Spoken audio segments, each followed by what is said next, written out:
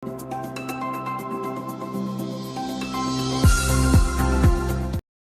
sobat-sobat Amkor semuanya, kembali lagi nih di episode terbaru kita podcast Amkor Unpati. Nah kali ini ada yang beda nih.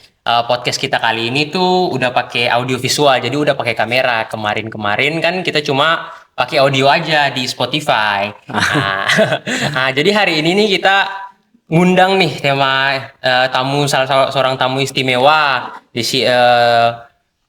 tamu kita ini itu merupakan founder dari salah satu kalau bisa dibilang organisasi ya.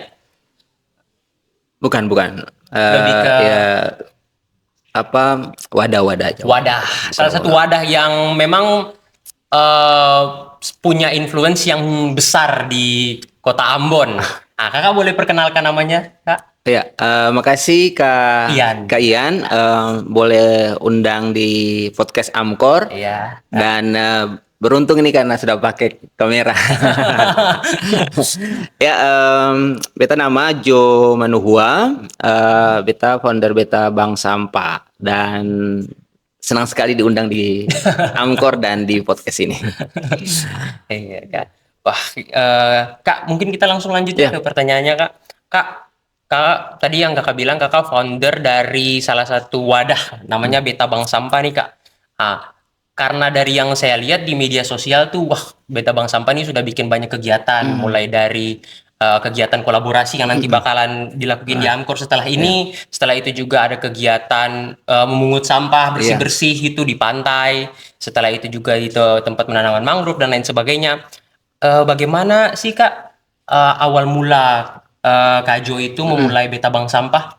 Ya, pertama-tama jadi Beta Bank Sampah ini sudah lembaga yang legal dan sudah mendapatkan SK pendirian dari Dinas Lingkungan Hidup Persampahan Kota Ambon itu di tahun 2018, bulan Maret 2018, dan sudah sah sebagai salah satu bank sampah unit di naungan Bank Sampah dari Dinas Lingkungan Hidup dan Persampahan Kota Ambon. Nah, jadi kalau ditanya kenapa Beta Bank Sampah, ini awal mulanya nih. Awal mulanya nih, Yan, ini lucu sekali karena Beta mulai beraktivitas di lingkungan itu dari tahun 2014-15. Ya, dari awalnya 2014.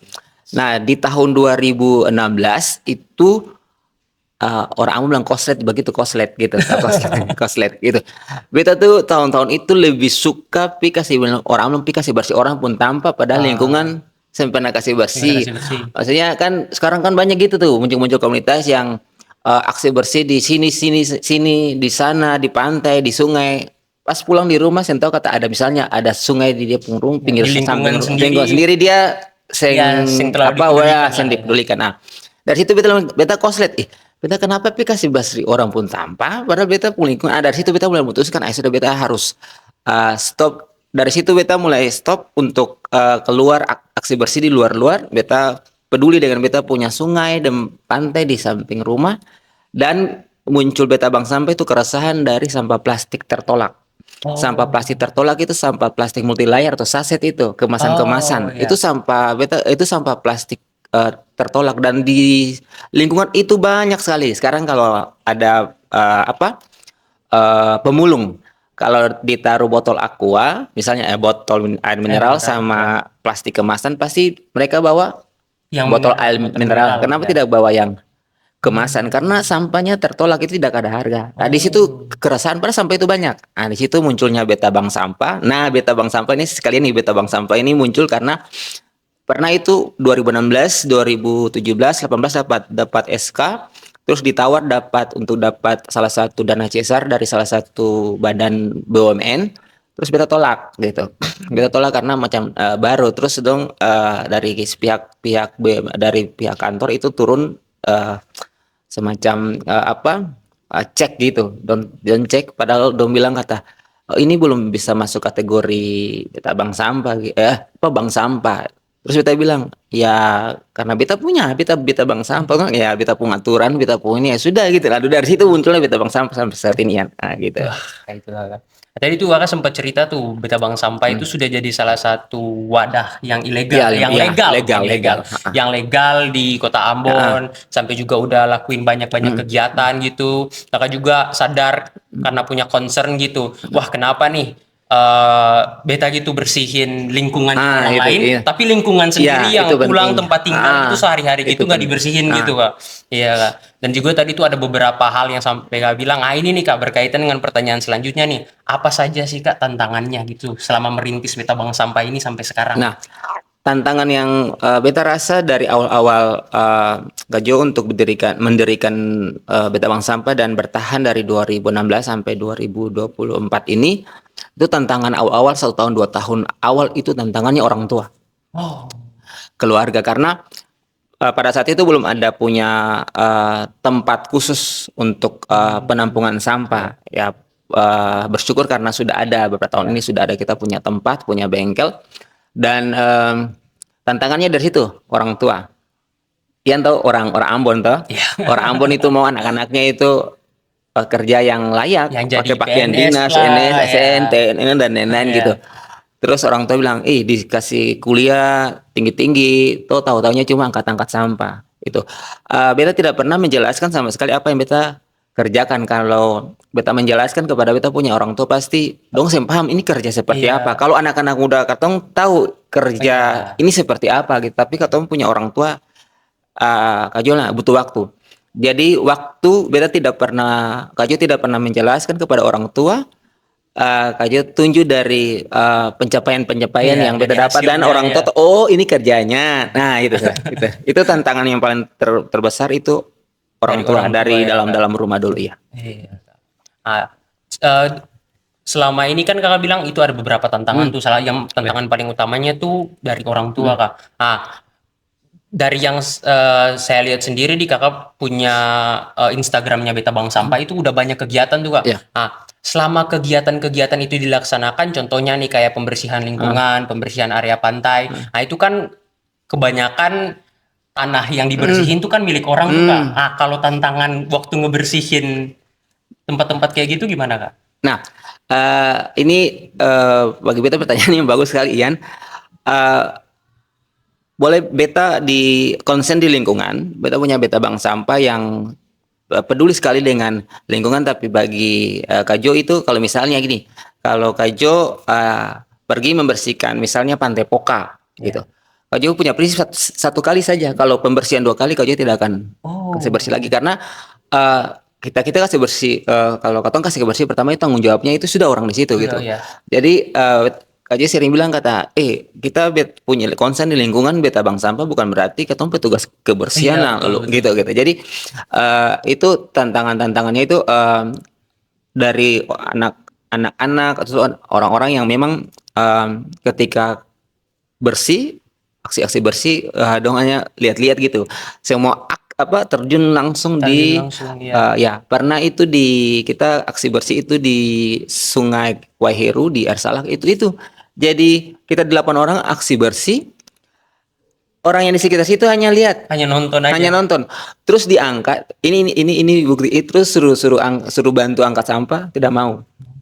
Terus apa tahu Ian yang kita yang Kak dong buat bayar orang di situ. Loh, bukannya Serius, seharusnya yang serius. datang gitu yang dibayar. Serius.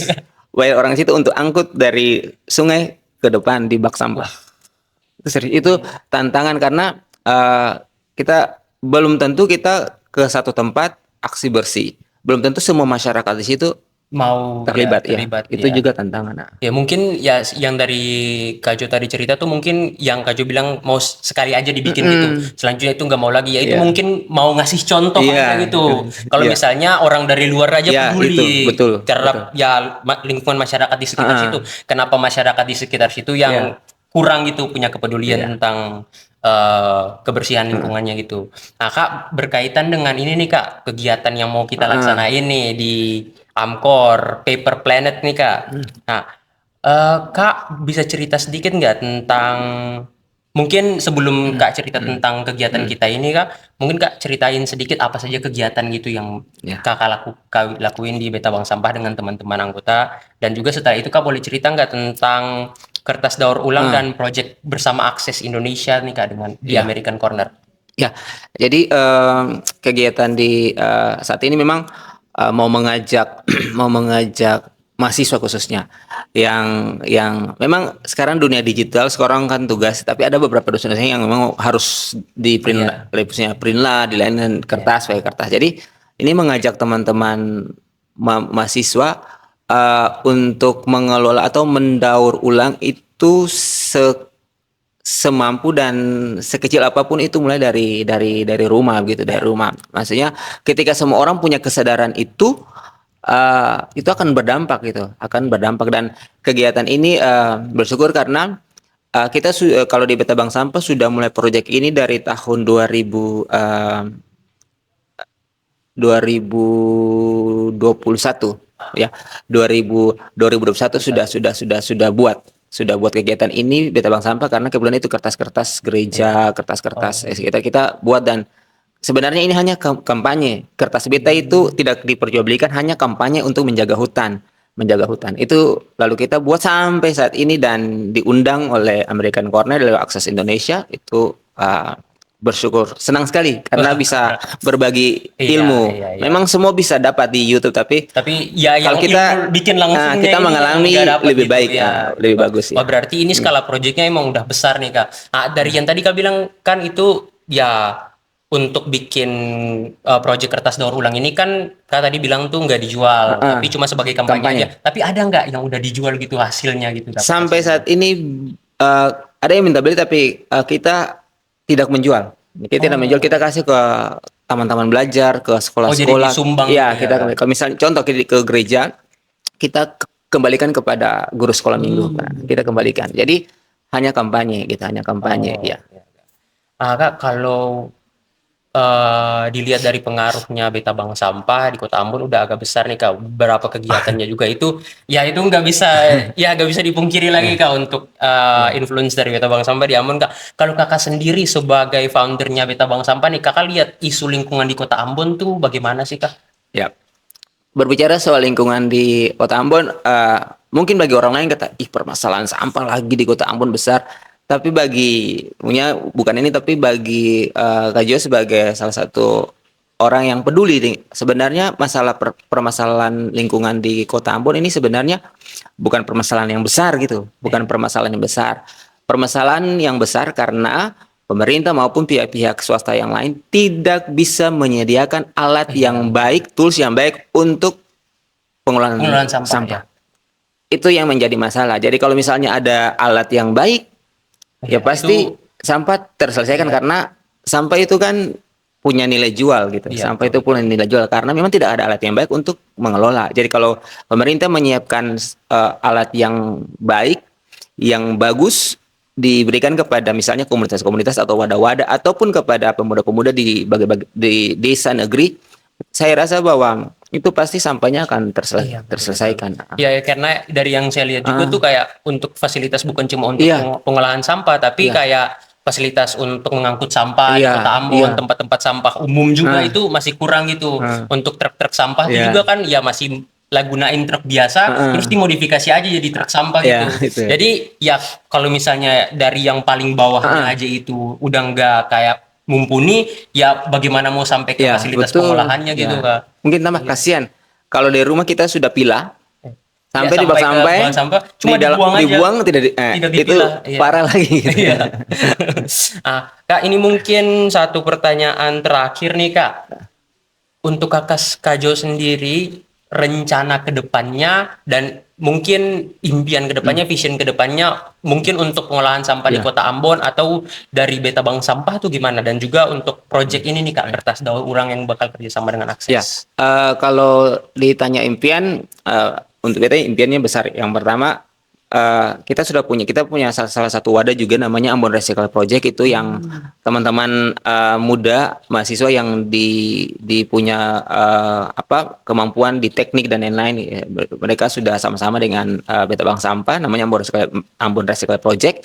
Dan impian beta bahwa kalau beta sendiri Beta Bank Sampah sama Maron Circle Project yang juga merupakan bagian proyek dari Beta Bank Sampah, kita ingin punya pasar, kita ingin punya toko, kita ingin punya toko daur ulang, Oh, toko daur ulang. punya eh, toko daur ulang yang besar yang semua orang bisa datang dan beli semua barang-barang daur ulang di situ.